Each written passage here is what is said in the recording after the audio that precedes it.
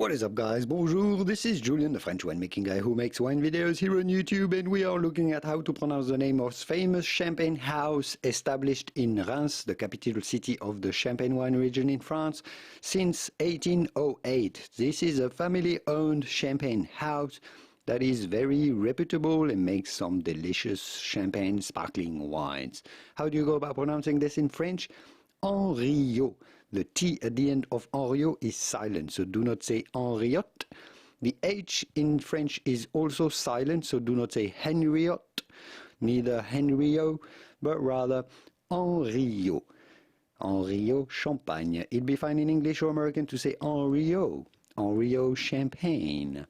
Henriot. If you want to learn more about how to pronounce all of the top French champagne wines, and all the brands, here is a video that you may want to consider watching next. I'll leave you to it, and I will see you soon in the wonderful world of wine. Au revoir. Bye-bye.